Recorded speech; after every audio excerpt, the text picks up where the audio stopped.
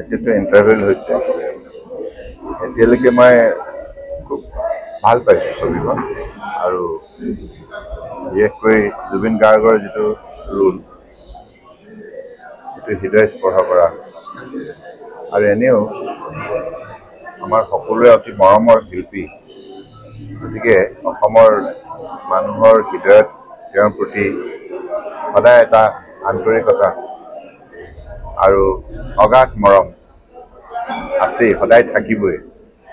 গতিকে মোৰো তেনেধৰণৰ এটা অনুভূতিলৈ মই ইয়ালৈ আহিছোঁ। নিজৰ ভাতৃপ্ৰতিম জুবিন গাৰ্গ আজি পৃথিৱীত যদিও সপৰিয়ে নাই, তথাপিও তেওঁ যিখিনি অমৰ সৃষ্টি আৰু তেওঁ জীৱনকালৰ যিটো সাধনাৰ উল্লেখযোগ্য অৱদান সংগীত জগতলৈ, এই কথাখিনি যুগে যুগে অমৰ হৈ থাকিব আৰু খুব মৰমৰ শিল্পী সদায় আমাৰ মাজত জীয়াই থাকিব। এটা প্ৰশ্ন আছে কেতিয়া আজি যিহেতু সকলোৱে আজি প্ৰায় 40